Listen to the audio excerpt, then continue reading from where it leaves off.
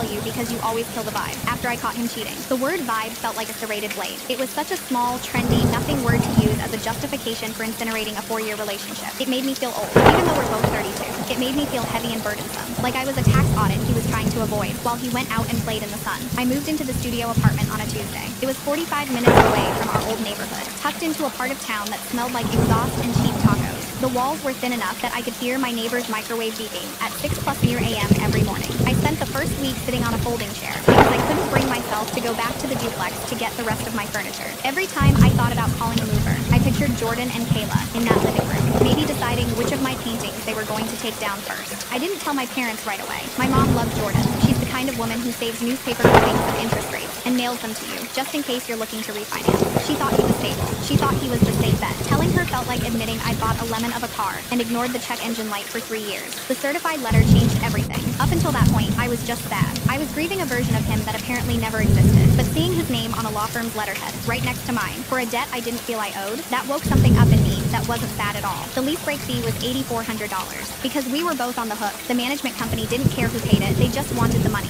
Jordan's letter claims that since I was the one who abandoned the residence without notice, I was responsible for the full penalty. He wasn't just moving Kayla in, he was trying to make me subsidize their new life together. I took the letter to a friend of a friend, a real estate lawyer named Marcus. We met at a coffee shop that was too loud and too crowded. Marcus looked over the document while chewing on a plastic stirrer. He's aggressive, Marcus said, sliding the paper back to me. But he's also sloppy. Did you sign a roommate agreement when you moved in? Anything outside the master lease? No, I said. We were getting married. We just shared everything. Right. That's usually how it goes until it isn't. Marcus pointed to a line at the bottom. He wants you to sign a quitclaim deed for the duplex. You guys bought that together, right? We did. Well, we put the down payment together. It's a condo-style duplex. We own the unit. Marcus nodded. If you sign this, you're giving up your equity in the property. He's offering to drop the lawsuit for the lease fee if you just hand over your half of the home's appreciation. How much has the property value gone up since you bought it? I did the math in my head. We bought it 3 years ago before the Austin market went completely nuclear. Probably 200,000, I whispered. Marcus let out a short, dry laugh. So he wants you to give him a $100,000 gift so he doesn't sue you for $4 grand? This guy has a lot of nerve. I felt a cold shiver. It wasn't just about the vibe. Jordan was an auditor. He dealt with numbers for a living. He knew exactly what he was doing. He was betting on me being too heartbroken and too exhausted to look at the math. He thought I'd pay $100,000 just to make the phone stop ringing and the letters stop coming. I didn't sign. I didn't even reply.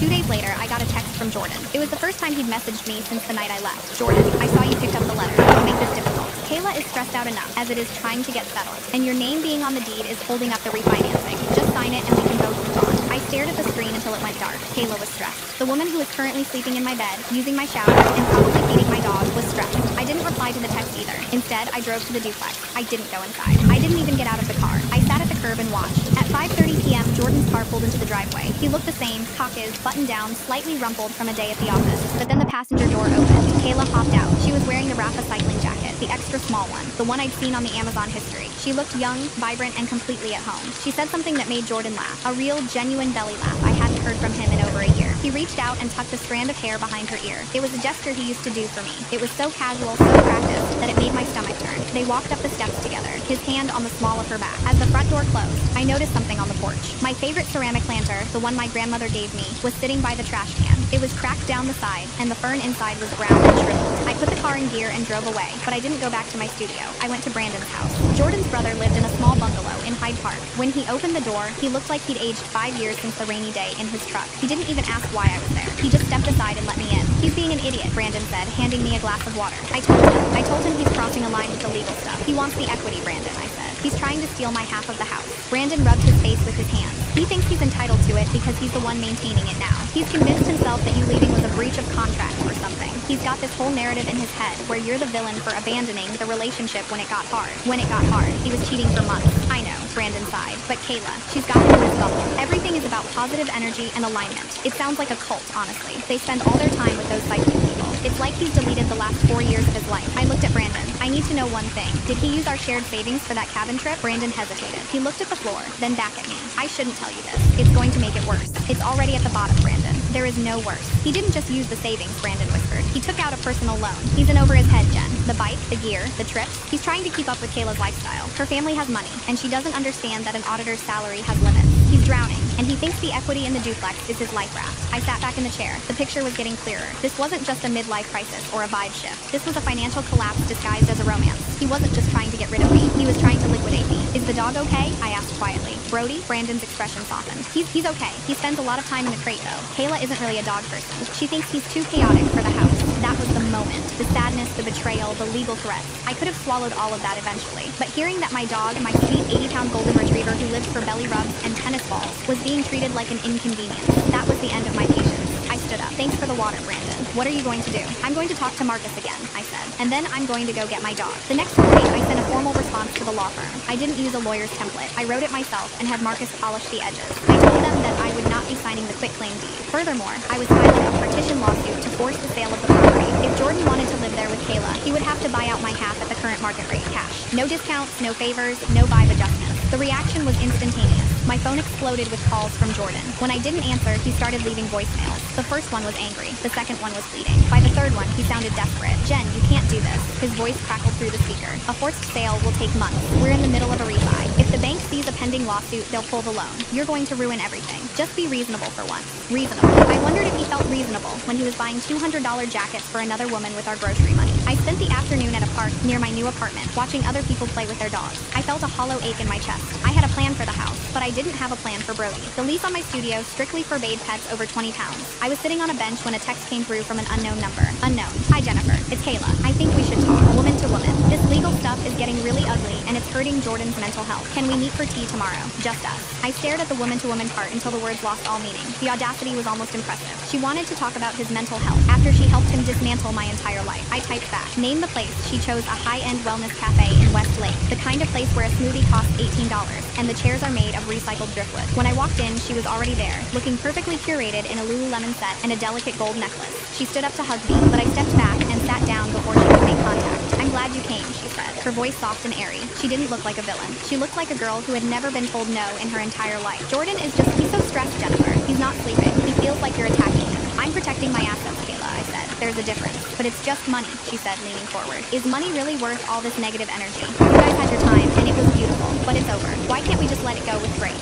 Grace is expensive, I told her. The equity in that house is my retirement. It's my future. I put every cent I had into that down payment while Jordan was still paying off his grad school loans. I'm not letting it go, so you can have a nice backyard for your cycling parties. Kayla's smile flickered. Just for a second, the mask slipped. Jordan told me you were difficult. He said you were always focused on the material side of things instead of the connection. Jordan tells a lot of stories, I said. Did he tell you he's broke? Did he tell you about the personal loan he took out to pay for your hill country weekend? She went still. Her hand, which had been resting on her matcha latte, began to tremble slightly. He said that was a bonus from work. He's an auditor, Kayla. They don't get $10,000 weekend bonuses in the spring. Check the bank statements. Oh wait, you can't, because he probably hasn't shown you the accounts yet. She took a slow sip of her drink, trying to regain her composure. Regardless of his finances, the house is our home now. We're building something. You're just a ghost in the guest room at this point. It's pathetic, honestly. I might be a ghost, I said, leaning in, but I'm a ghost who owns 50% of your floorboards, and I'm filing the partition tomorrow. Unless what? She snapped. Unless you give me the dog. Right now. Today. Kayla blinked. She looked genuinely confused. The dog? You want the hairy, loud animal that sheds on the rug? Jordan said he was our dog, but honestly, he's a nightmare. He doesn't fit the aesthetic of the house at all. He's not an aesthetic, Kayla. He's a living creature. You give me Brody, and I'll give my lawyer a call to discuss a settlement on the house. I won't walk away for nothing, but I'll stop the forced sale. She didn't even hesitate. Fine, take him. Jordan will be annoyed, but he'll get over it. He's more worried about the refinancing anyway. I felt a wave of relief so strong I thought I might cry, but I held it together. I didn't want her to see me break. I'll be at the house in an hour. Have his things on the porch. I'm not coming inside. Done, she said, already reaching for her phone, probably to text Jordan a version of the story where she negotiated a brilliant deal. I drove to the duplex with my heart hammering against my ribs. I was breaking my lease rules. I had no idea where I was going to keep a golden retriever in a 400 square foot studio, but I didn't care. I'd sleep in my car if I had to. When I pulled up, the porch was cluttered. 2 bags of kibble, a frayed leash, and a stack of dog bowls were piled next to the door. And there was Brody. He was tied to the railing, sitting quietly, looking at the street with that hopeful, heartbreaking expression dogs get when they think they're going for a walk. When he saw my car, his tail started to thump against the wood. Then he stood up and let out a single sharp bark. I scrambled out of the car and ran up the steps. I didn't even look at the windows to see if Jordan or Kayla were watching. I just unclipped the leash and buried my face in his neck. He smelled like the house, lavender candles and stale air, door, but he was warm and he was mine. Let's go, buddy, I whispered. I loaded him into the back seat. As I was closing the door, the front door of the duplex opened. Jordan stepped out. He wasn't wearing his cycling gear. He was in his work clothes, but he looked disheveled. His tie was loose and his face was flushed. Jen, he called out. I paused, my hand on the door handle. Kayla told me about your little deal, he said, walking to the edge of the porch. He didn't come down the stairs. He stayed on his high ground. You think you're so smart, don't you? Using a dog to leverage a financial settlement? I didn't leverage anything, Jordan, I said. I gave her a choice. She chose the house. You chose the vibe. I'm the only one who chose the dog. We're still going to court if you don't sign that deed by Friday, he shouted as I got into the driver's seat. I'm not paying you $100,000 for doing nothing. I didn't do nothing, I said, looking at him through the open window. I lived with you for 4 years. I paid half the mortgage, and I kept your secrets, but I'm done with all of that now. I drove away, watching him shrink in the rearview mirror. Brody put his head on my shoulder, panting happily into my ear. I spent the next 3 days in a state of high-functioning panic. I found a friend who agreed to watch Brody for a week, but I knew I needed a permanent solution, and I knew Jordan wasn't going to let the house go easily. On Friday morning, Marcus called me. Heard from Jordan's lawyer, Marcus said. His voice sounded different, tighter. They're not settling. In fact, they filed a counterclaim. Jordan is alleging that you took unspecified valuables from the home when you moved out, and he's using that to offset your equity claim. Valuables? I asked. I took 3 suitcases of clothes and my laptop. I left the furniture, the kitchenware, everything. He's claiming you took a collection of vintage watches and some high-end cycling equipment that belonged to him, Marcus said. He's got receipts for the items, and he's claiming the total value is close to $40,000. I sat down on the edge of my bed. The room felt like it was spinning. I didn't take any watches. I don't even know where he kept them. And the cycling gear? Why would I take men's cycling gear? It doesn't matter if it makes sense, Marcus said. It matters if he can make a judge believe it. He's trying to mud up the waters, Jen. He's trying to make you look like a vindictive ex who robbed him blind so he doesn't have to pay you your share of the house. He's lying, Marcus. He's auditing his own life and he's cooking the books. I believe you, Marcus said, but we have a problem. Kayla's father? He's a partner at a big firm downtown. He just assigned one of his associates to help Jordan pro bono. They have more resources than we do. They can drag this out for years. I looked over at the corner of my studio where Brody's empty water bowl sat. I had rescued the dog, but Jordan was still holding my entire financial future hostage. And now he was calling me a thief. I thought about that mezcal smell on his breath the night he lied about the broken chain. I thought about the vibe. Marcus, I said, my voice shaking. If he's claiming I took those things, does that mean he's reported them stolen to his insurance company? There was a long silence on the other end of the line. If he's smart, he hasn't yet, Marcus said. Because if he does, and it turns out they aren't stolen, that's insurance fraud. But if he wants to use it in the partition suit, he'll have to produce a police report. He's going to do it, I said. He's desperate. He's drowning in debt, and he thinks this is his way out. Then we need to find those watches, Marcus said. Because if they're still in that house, and he files a report saying they're gone, the vibe is going to get a lot more complicated. I hung up the phone and looked at my keys. I still had my copy. I hadn't given it back yet, and Jordan hadn't changed the locks. Probably because he was too busy with his mental health and his cycling trips. I knew it was a risk. I knew it was probably a bad idea, but I also knew Jordan. He was meticulous about his work, but he was incredibly lazy about his home life. If those watches existed, and if he was lying about me taking them, they were still in that duplex. I waited until I knew they would be out on their Saturday morning ride. The Barton Creek Rouleurs always met at 7 a.m. I parked 2 blocks away and walked. My heart was thumping so hard I could feel it in my fingertips. I went to the side gate, the one that led to the small patio. The lock clicked open with a familiar weight. The house smelled like for now. Too much eucalyptus and expensive cleaning products. I moved through the living room like a burglar in my own home. I went straight to the bedroom. The bed was made perfectly, with decorative pillows I'd never seen before. I checked the top drawer of Jordan's dresser. Nothing but socks and ties. I checked the closet. His suits were lined up, but there was a new section of spandex, bright neon cycling jerseys, that cost more than my monthly rent. I was about to give up when I saw it. A small floor bolt safe in the back of the closet. It was open. I knelt down and looked inside. There were no vintage watches. There was no high-end gear. There was only a stack of past due notices, a final warning from the bank regarding the mortgage, and a folder labeled Refinance Dented. Jordan hadn't just been lying to me. He'd been lying to Kayla too. He didn't want the equity to build a life with her. He needed the equity because he was weeks away from losing the house entirely. I pulled out my phone to take a picture of the documents. That's when I heard the garage door groan open. They were home early. The heavy thud of the garage door was a physical blow to my chest. My hands shook as I shoved the Refinance Dented folder back into the safe. I didn't have time to organize it perfectly. I didn't have time to think. I just pushed the safe door shut, not clicking it, hoping they wouldn't notice, and scrambled into the guest bedroom across the hall. I pressed myself against the wall behind the door, my breath coming in jagged, silent hitches. Through the crack in the hinge, I saw the master bedroom door swing open. I'm telling you, it's the humidity. Kayla's voice drifted in, sharp and irritated. She wasn't using that soft wellness guru tone now. My gears were slipping the whole way back. If I'm going to ride in this heat, I need the bike serviced properly. And I'm not taking it to that shop on the east side again. I'll handle it, Kay, Jordan said. He sounded exhausted. Not the good kind of exhausted he used to bring home from the trails. This was the sound of a man who was running out of track. I just need to sit down for a second. My head is pounding. Maybe because you spent all night looking at spreadsheets again, she snapped. I heard the wet thwack of her throwing her sweat-soaked jersey onto the floor. You said the house stuff was sorted. You said Jennifer was being handled.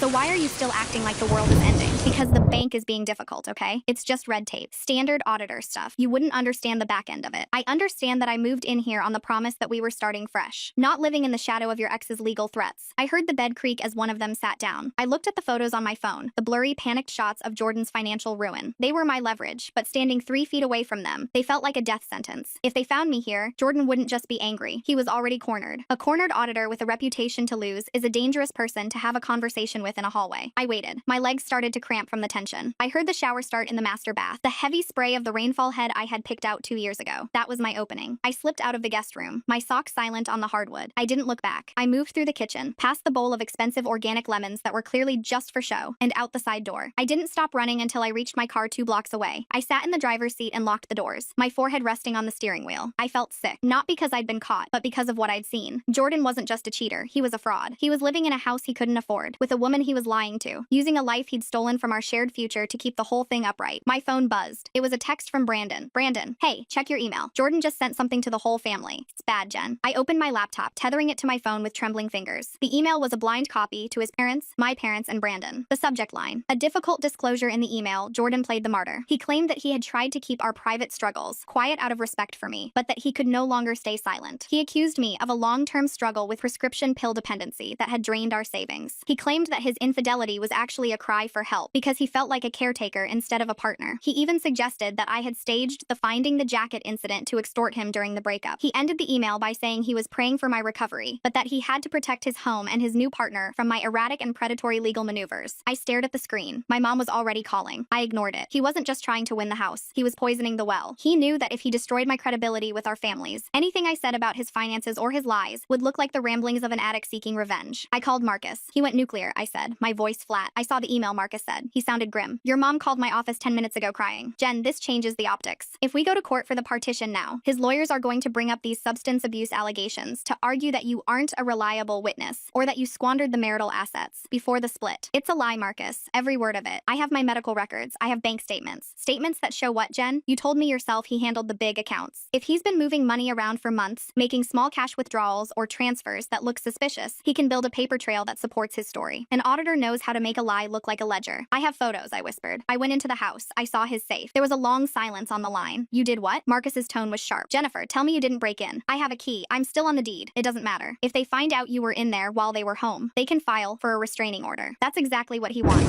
He wants you legally barred from the property so he can finish the refinance without you breathing down his neck. He can't finish the refinance, I said, feeling a cold surge of clarity. I saw the letter, Marcus. The bank already denied him. He's underwater. He's trying to discredit me, so I'll settle for nothing just to make the rumors stop. He needs my half of the equity to pay off the personal loans he took out to impress Kayla. If that's true, he's desperate. And desperate people don't stop at emails. I looked at the denied photo on my phone. It was grainy, but the bank's logo was clear. The date was from last Tuesday. What do we do? I asked. We don't respond to the email, Marcus said. We don't defend. We don't explain. If you start defending yourself against a lie, you're letting him set the terms of the fight. Instead, we're gonna look at the one thing an auditor can't fake, the source of the funds. What do you mean? He said you drained the savings. We need to find out where that money actually went. If it went to bike shops, Westlake rentals, and mezcal bars, his addiction narrative falls apart. But Jen, you need to stay away from that house. If he catches you there again, I can't help you. I stayed with Brody at my friend's place that night. I couldn't go back to my studio. I felt like Jordan was everywhere. In the glowing screen of my phone, in the whispers of my mother's voicemails, in the quiet way my friends were suddenly checking in on me. At 2 a.m., my phone buzzed again. Not a call. A notification from our shared Amazon account. Jordan hadn't changed the password. I logged in, my heart racing. I went to the archived orders section, the place where people hide things they don't want their spouses to see. There were dozens of them. High-end security cameras,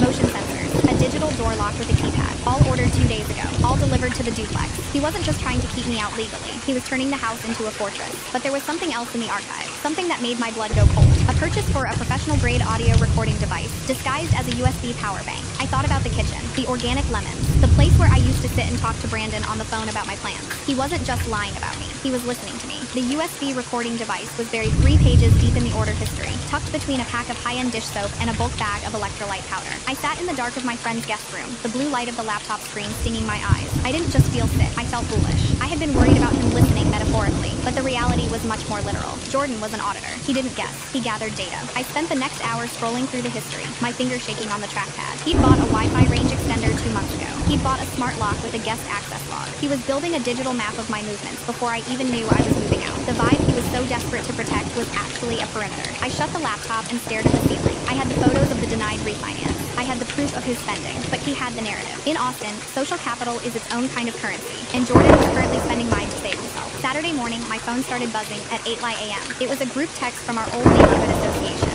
So sorry to hear about your health struggles, Jen. We're all rooting for you. Jordan mentioned you might need some space, but we're here if you need a meal train or a ride to a meeting. I didn't respond. I couldn't. How do you tell 30 neighbors that you aren't an addict? You're just a woman who caught her fiancé buying Rafa jackets for a woman half her size. If I denied it, I looked like I was in denial. If I ignored it, I looked guilty. It was a perfect claustrophobic trap. I went to pick up Brody from my friend's house. He was waiting by the door, his tail wagging so hard his entire back half wiggled. I loaded him into my car and drove toward the only place I felt I could breathe, the Greenbelt. We hiked for 2 hours. I watched him splash in the creek, oblivious to the fact that his dad had tried to trade him for a lower interest rate. When I got back to the car, there was a sticky note on my windshield. Call me, now. Brandon, I called him before I even pulled out of the parking lot. Jen, stay away from the duplex, Brandon said, his voice low and rushed. Jordan called the cops this morning. He reported a suspicious person on his security cameras from yesterday. He didn't name you, not yet, but he's telling everyone he thinks an unstable acquaintance is stalking the property. I was there for 5 minutes, Brandon. I have a key. He changed the code on the smart lock yesterday afternoon. And Jen, he's telling my parents he found paraphernalia in the guest room after you left yesterday. He's trying to get an emergency injunction to keep you away from the house entirely. If he gets that, you can't force a sale. The court will freeze everything until a fitness evaluation is done. He's planting things.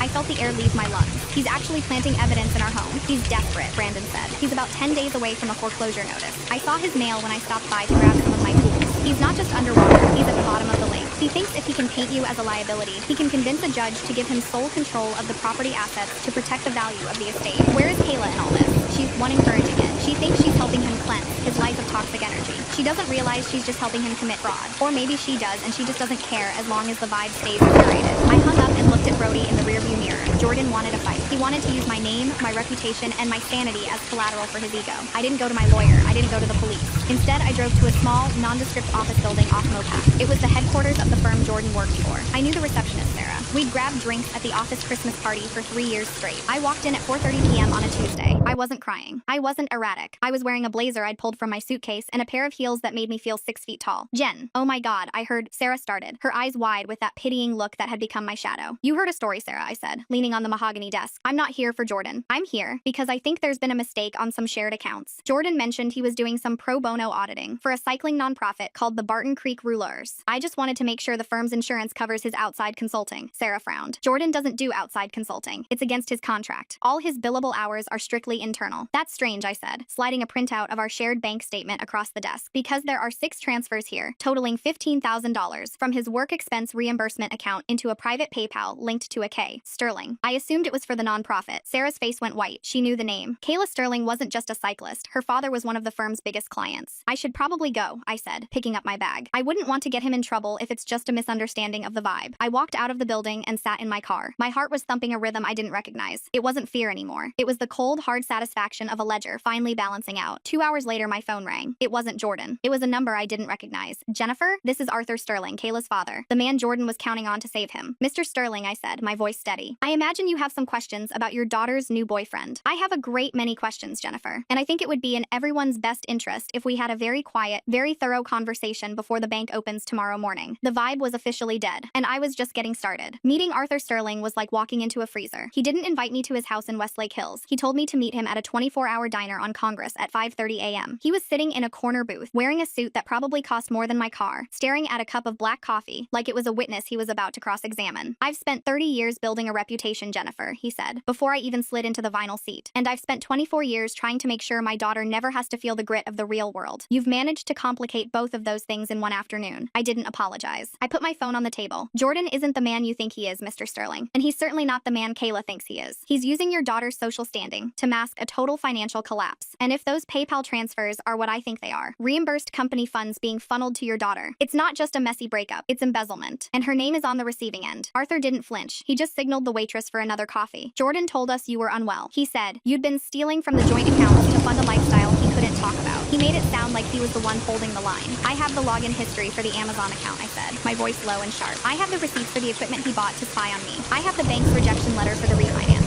He's underwater by $300,000, Mr. Sterling. He's not holding the line. He's looking for someone to drown him. We sat there for an hour. I showed him everything. I showed him the timeline of the cycling safety clinics that were actually cabin rentals. I showed him the Rafa jacket receipt. But most importantly, I showed him the credit card statement, where Jordan had been paying for Kayla's theory of nutritional fasting subscriptions, using our shared emergency fund. Arthur watched it all with a terrifying silent intensity. When I was done, he checked his watch. I'm going to handle this, Jennifer, but I need you to understand something. If you go to the police, or if you make this public, my daughter's name gets dragged through the mud with his. I won't allow that. I don't want to go to the police, I said. I want my equity. I want my name off that deed. And I want Jordan to stop telling people I'm an addict. Go home, Arthur said. Don't answer your phone. Don't go to the house. I'll call you by noon. I didn't go home. I couldn't. I drove to a park and sat in the grass with Brody, watching the sun come up over the Austin skyline. I felt light, but it was a hollow kind of light, like I was a shell that had been scrubbed clean. At 11:15 a.m., my phone rang. It was Brandon. Jen, what did you do? He whispered. He sounded like he was hiding in a closet. Jordan just got a call from the firm. He's been suspended pending an internal audit. And Kayla is packing her things. Her dad sent 2 guys in a moving truck. They're literally clearing her out while Jordan stands in the kitchen screaming. Is he okay? I asked. I didn't mean it out of concern. I meant it out of a need to know the threat level. He's losing his mind. He's calling you every 3 seconds. He thinks you told Arthur he was hitting her or something. He's convinced himself this is a conspiracy. It's not a conspiracy, Brandon. It's just the truth catching up to him. Stay away, Jen. He's headed to your apartment. I heard him grab his keys. He said he's going to make you tell the truth to Arthur. I hung up. My heart wasn't racing anymore. It was cold. I looked at Brody, who was chewing on a stick, completely content. Jordan didn't have my new address, or so I thought. But then I remembered the guest access log on the smart lock. He'd seen me leave the studio. He'd probably followed me at least once to make sure he knew where his liability was sleeping. I loaded Brody into the car and headed to my studio, but I didn't go inside. I parked across the street, behind a row of overgrown oleanders. 10 minutes later, Jordan's black SUV swerved around the corner. He didn't just park, he slammed the curb. He jumped out of the car, still in his cycling shorts and a t-shirt, looking frantic. He ran to the door of my building and started buzzing my unit, over and over. A frantic, rhythmic hum that I could hear even from across the street. When I didn't answer, he started screaming. Jennifer, open the door! You're ruining everything! You think you're so smart? You're a liar. You're a pathetic, jealous liar. A few windows in the building slid open. Neighbors started looking out. This was the vibe he had been so worried about. This was the man who had accused me of being erratic. He looked like a heart attack in spandex. He finally stopped buzzing and leaned his forehead against the brick wall. He stayed like that for a long time. I watched him through the windshield, my hand gripping the steering wheel so hard my knuckles were white. I expected to feel a surge of triumph. I expected to feel like the scales had finally tipped. But all I felt was a profound, exhausted disgust. This was the man I had planned a life with. This was the person I had trusted with my grocery money and my dog. He eventually slumped back to his car, but he didn't drive away. He sat in the driver's seat, staring at my window. He was waiting. My phone buzzed. It was an email from a new address. No subject. I know you're watching, Jen. I know you're close. If I go down for those transfers, I'm telling them you authorized them. I'm telling them it was your idea to skim from the firm to pay for the wedding. I have the emails, or I will have them by the time the auditors get through my laptop. Don't play chicken with an auditor. I know where the bodies are buried because I'm the one who dug the holes. He wasn't just losing his mind. He was pivoting. He was going to forge evidence. He was going to turn a financial disaster into a criminal case, and he was going to drag me into the center of it. I looked at Brody. I looked at the man in the SUV across the street. I put the car in gear. I wasn't going to my apartment. I was going back to the one person Jordan was actually afraid of. I drove straight to the Sterling estate. I didn't call. I didn't wait. I pulled up to the gate and buzzed until the intercom clicked. It's Jennifer, I said. Tell Arthur he needs to look at Jordan's wedding folder on his hard drive before Jordan deletes the real one and replaces it with the one he's making right now. The gate hummed open. Arthur was standing on the front porch, looking down at his phone. He looked up as I pulled into the circular gravel drive. He didn't look angry anymore. He looked weary. He's at my apartment, I said, jumping out of the car. He's threatening to frame me for the embezzlement. He says he has emails. Arthur sighed, a long, heavy sound that seemed to age him a decade. He's a small man, Jennifer.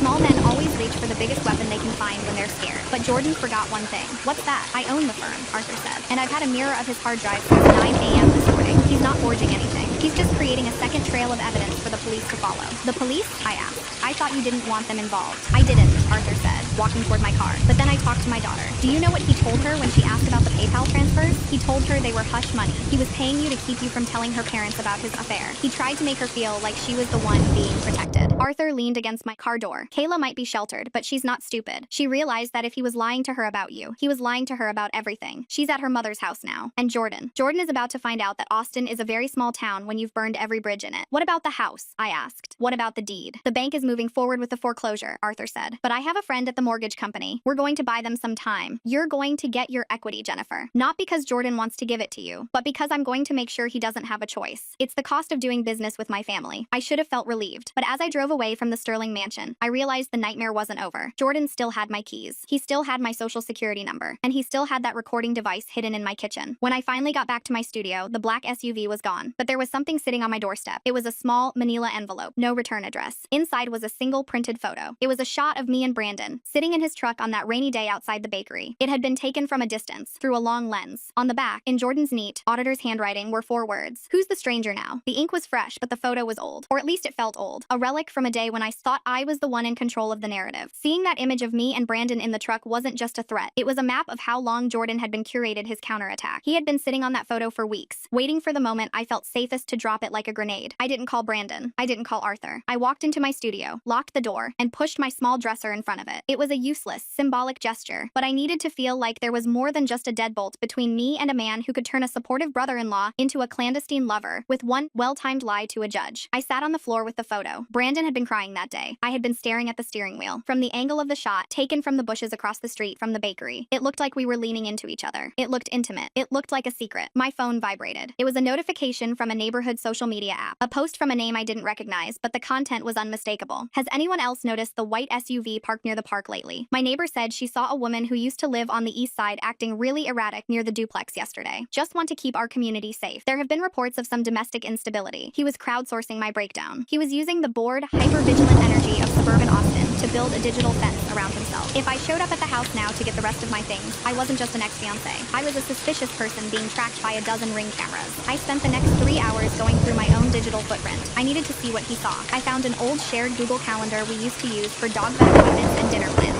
Jordan had stopped adding to it in February, but I noticed a recurring private event every Tuesday at 11 a.m. that I'd never seen before. It was just a string of numbers, 10.4.0.1. I'm not a tech person, but I work in insurance. I know what an IP address looks like. I typed the numbers into my browser. A login screen popped up. Netgear admin, I tried admin. I tried password, nothing. Then I tried the name of our golden retriever and the year we got him. Brody 2021. The screen flickered and opened into the back end of our home router. Jordan hadn't just been using the internet. He'd been monitoring every device that connected to it. There was a log of every time my phone had joined the network, every website I'd visited while sitting on our couch, every FaceTime call I'd made to my mother. But there was something else. A device labeled Kitchen Ox. It had been uploading massive amounts of data, gigabytes, to a cloud server every night at 3 a.m. The audio recorder wasn't just a passive device. It was a live feed. I looked at the date the device first appeared on the network, March 12th, 3 days after he bought the truck bike. He hadn't started spying on me because he was afraid I'd catch him. He started spying on me so he could stay one step ahead of the catch. He knew exactly when I started getting suspicious because he heard me talking to myself while I made coffee. He knew I'd found the Rafa jacket receipt because he probably heard the laptop lid slam and the way my breathing changed. The vibe wasn't a feeling. It was a data point. I felt a sudden, sharp urge to vomit. I went to the bathroom and splashed cold water on my face, staring at my reflection. I looked tired. I looked like the version of me he was telling everyone existed. I needed to talk to Brandon, but I couldn't do it over the phone. If Jordan was this deep into the tech, he'd probably cloned my SIM or installed a ghost app when I left my phone on the charger back in May. I drove to the Barton Creek Mall. It was loud, crowded, and anonymous. I bought a cheap burner phone from a kiosk, paying in cash. Then I drove to a library, used a public computer to find Brandon's work schedule, and waited in the parking lot of his office building. When he walked out at 5 p.m., he looked like a ghost.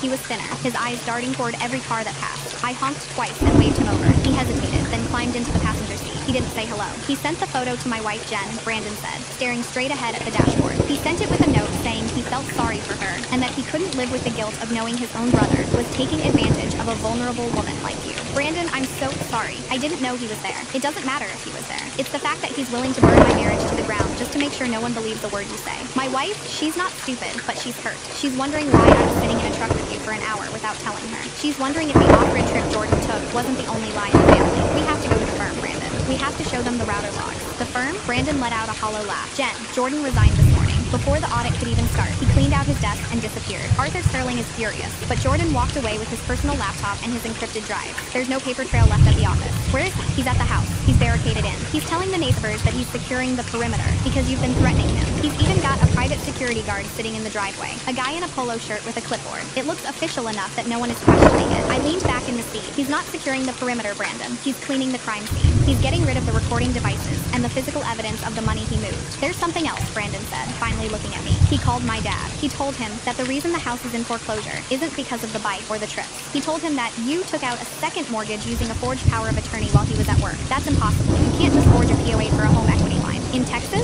with a mobile notary and a scanned signature, it's harder than it used to be. But for an auditor who knows exactly what the documents are supposed to look like, it's a paperwork exercise. He's not trying to win a court case, Jen. He's trying to delay everything long enough to let the house go to the bank. If the house forecloses, the equity disappears. The debt gets messy. And he walks away with the cash he already skimmed, leaving you with a ruined credit score and a stack of forgery allegations. I looked at the burner phone in my lap. I had the photo of the denied refinance, but that was just a piece of paper. I needed the actual documents. I needed the kitchen ops device. I'm going in, I said. You're insane. There's a guard. There are cameras. He'll have you arrested the second you step on the grass. He's an auditor, Brandon. He works in blocks of time. He has a routine. Every Wednesday at 6:30 p.m., he goes to that cycling meetup at the brewery. He won't miss it. Not now. He needs to maintain the vibe more than ever. He needs those people to see him as the guy who's holding it together while his crazy ex loses it. And the guard? The guard is a guy in a polo shirt. He's a deterrent, not a soldier. I'm going through the back fence, through the neighbor's yard. The miller's dog knows me. They're in Colorado for the summer. Jen, if you get caught, this is over. You'll be exactly what he says you are. I'm already exactly what he says I am in everyone's eyes, Brandon. I have nothing left to lose but the truth. I waited until Wednesday evening. The air was heavy with the scent of impending rain and grilled meat from the neighbor's barbecue. I parked 3 blocks away, wearing dark clothes and a baseball cap pulled low. I felt like a cliche, a character in a movie I'd never want to watch. I slipped through the miller's gate. Their yard was overgrown, the grass hip-high and dry. I reached the cedar fence that separated our properties. I knew there was a loose slat near the bottom, where Brody used to try and dig his way out. I pushed it aside and crawled through. The backyard was silent. The string lights I'd hung for our 3rd anniversary were dark, one of them dangling by a wire and hitting the siding with a rhythmic tap, tap, tap. I moved toward the kitchen window. I didn't have my key. I knew the code would be changed, but I knew about the window over the sink. The latch had been broken since we moved in. Jordan always said he'd fix it, but he never did. He liked to say that security is a mindset, not a hardware issue. I stood myself up, my muscles screaming. I slid the window open and tumbled into the sink, knocking over a bottle of expensive soap. The house smelled different. It didn't smell like eucalyptus anymore. It smelled like bleach and copper. I dropped to the floor and stayed still, listening. The hum of the refrigerator, the ticking of the clock in the hallway. Nothing else. I went straight for the kitchen island. I crawled underneath it, feeling along the underside of the granite lip. My fingers brushed something small and plastic. I pulled it away. A black USB power bank, held in place with heavy-duty mounting tape. A tiny blue light was blinking on the side. I shoved it into my pocket. Then I headed for the master bedroom. I needed the laptop. If he hadn't taken it to the brewery, it was the only thing that could prove the forgery. I opened the bedroom door. The room was stripped. The bed was gone. The dresser was gone. There was nothing but a stack of cardboard boxes in the center of the room. I walked over to the boxes. The top one was open. Inside were my things, my old yearbooks, my grandmother's jewelry box, a framed photo of us from the day we moved in. The glass shattered. Underneath the photo was a folder, a bright blue legal-sized folder. I opened it. My heart stopped. It wasn't a power of attorney. It wasn't a second mortgage. It was a life insurance policy taken out in my name 3 months ago. The beneficiary was Jordan. The premium was being paid out of the same PayPal account he'd used for Kayla's jackets. And there was a note clipped to the front, written in that same neat auditor's hand. Final audit. Liability removal. I heard the front door lock click. The security system beeped once, twice. I forgot my helmet, Kay. Jordan's voice echoed through the empty house. Just stay in the car. I'll be 30 seconds. I looked at the window. I looked at the blue folder. I wasn't a suspicious person anymore. I was a target. My fiancé looked me in the eye and said, I didn't tell you because you always kill the vibe, after I caught him cheating. The blue folder felt like it was humming in my hands, a physical manifestation of every lie he'd told over the last year. I didn't have time to process the insurance policy or the liability removal note. I didn't have time to be a victim. I heard his footsteps on the porch, heavy, confident, the sound of a man who still thought he owned the world. I didn't run for the window. I realized that if I fled now, I'd be running for the rest of my life, waiting for the next manila envelope or the next forged document to land on my doorstep. I stayed in the master bedroom, tucked into the shadow of the walk-in closet, the blue folder clutched against my chest. He walked into the kitchen. I heard the rattle of keys on the counter, the granite I'd picked out, the counter where we used to eat takeout and talk about our future kids. Jordan? Kayla's voice drifted in from the open front door. She sounded impatient, the wellness veneer completely stripped away. Can we go? I don't like being here. It feels heavy. I told you 30 seconds. Jordan snapped back. His voice was different when he talked to her now. The charm was gone, replaced by a jagged, frantic edge. I can't find my helmet. I must have left it in the bedroom. I squeezed my eyes shut, my heart hammering against my ribs. I heard him move down the hallway. He stopped at the guest room first, probably checking the boxes he'd packed of my life. Then his footsteps resumed, heading straight for the master. He walked into the room. He didn't turn on the light. The gray twilight of an Austin evening filtered through the blinds, casting long, barred shadows across the floorboards. He stood in the center of the room, looking at the stack of boxes. He sighed, a sound of pure, unadulterated self-pity. I'm sorry, Kay, he yelled toward the front of the house. I think she took it. She's literally stealing my gear now. It's pathetic. He turned to leave, but his foot caught on the corner of the box I'd opened. He looked down. He saw the shattered frame of our moving day photo. And then he saw that the blue folder was gone. He froze. I could see his profile in the doorway. His jaw tightened, and for the first time, I saw the mask slip entirely. He wasn't an auditor. He wasn't a cyclist. He was just a small, scared man who had run out of room to move. Jen, he whispered. It wasn't a question. It was a realization. I stepped out of the closet. I didn't scream. I didn't cry. I just held up the blue folder. The vibe is dead, Jordan, I said. My voice was surprisingly steady, and so is the lie. He didn't move toward me. He didn't reach for a weapon. He just stared at the folder. You shouldn't be here. You're trespassing, Jen. I have a security guard out there. I have cameras. The cameras you bought on our shared account, the ones I have the login for, I took a step toward him. The guard is at the end of the driveway looking at his phone. And Kayla is in the car, wondering why her perfect boyfriend is taking so long to find a helmet. Give me the folder, he said, his voice dropping to a hiss. You don't understand the context. That policy, it was for our future. It was a standard financial move, with a note that says liability removal. You're an auditor, Jordan. You know better than anyone that context is just what you call a lie when it's written down. You weren't planning a future with me. You were planning an exit strategy where you were the only one left standing. Jordan, Kayla called again, her heels clicking on the porch as she finally lost patience and came inside. What is taking so? She stopped in the doorway, her eyes darting between Jordan and me. She looked at the empty room, the shattered photo on the floor, and the folder in my hand. She broke in, Jordan said instantly, his hands coming up in a defensive gesture. Hey, call the guard. She's erratic. I told you she was getting dangerous. I didn't look at him. I looked at Kayla. She was young, she was selfish, and she had helped ruin my life, but she wasn't part of the liability removal plan. She was just the next mark. He's been skimming from your father's firm, Kayla, I said. He's been using your name on the transfers. And this folder, it's a life insurance policy he took out on me without my knowledge. He's not protecting you. He's using you as a shield while he tries to find enough cash to keep himself out of prison. Kayla looked at Jordan. The silence in the room was absolute. Jordan tried to laugh, a dry rattling sound. She's lying, Kay. She's an addict. Remember the email? She's trying to kill the vibe because she can't stand to see us happy. Kayla didn't call the guard. She didn't move toward him. She looked at the shattered photo of a happy couple from 4 years ago, then back at the man who's standing in the dark. My dad called me 10 minutes ago, Jordan, she said quietly. Her voice was trembling. He told me about the audit. He told me to get my things and leave. I didn't believe him. I thought he was just being controlling. But look at you. You look like a ghost. She turned and walked out of the house. No goodbye. No dramatic exit. Just the sound of her heels fading on the hardwood, followed by the roar of an engine in the driveway. Jordan stood there, his shoulders slumped. The silence of the empty house settled over us like dust. You think you won, he said, his voice flat. But the house is gone, Jen. The bank is taking it. Your credit is trashed. You're left with a studio apartment and a dog that sheds too much. Was it worth it? It's not about winning, Jordan, I said. I walked past him, heading for the front door. It's about the audit. And for the first time in 4 years, the books finally balanced.